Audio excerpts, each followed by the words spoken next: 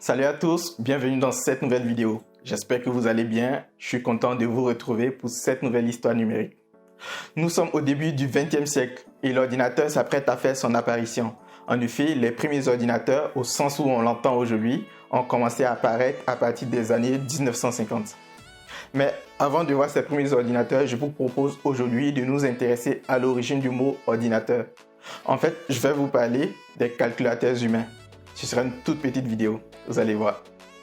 À la fin du 19e siècle, on assiste en Europe et aux États-Unis à un développement extraordinaire des métiers comme l'assurance, la banque, la comptabilité, l'ingénierie, la fabrication, etc., etc.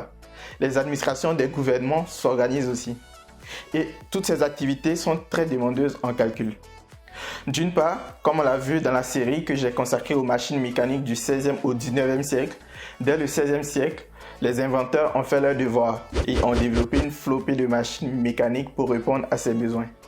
Et d'un autre côté, comme je l'ai expliqué aussi dans une autre vidéo que je vous invite à aller voir, on a vu en 1867 l'invention de la machine à écrire mécanique.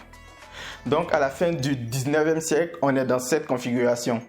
Les machines à calculer mécaniques et les machines à écrire sont prêtes pour être utilisées dans des bureaux. Les entreprises se sont dit, écoutez, on va profiter de toutes ces innovations. Elles se font construire de vastes bureaux qu'elles équipent de machines à calculer et de machines à écrire mécaniques. Mais il reste un problème à résoudre. Il faut maintenant des personnes pour manipuler toutes ces machines.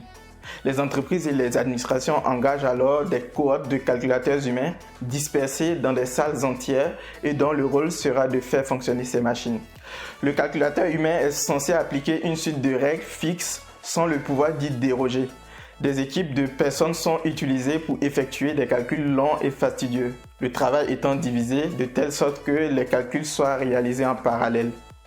Le mot anglais pour désigner ces personnes est computer, mot qui sera traduit en français par ordinateur, c'est-à-dire une personne qui ordonne, qui donne des instructions à la machine. Voilà, vous connaissez maintenant l'origine du mot ordinateur.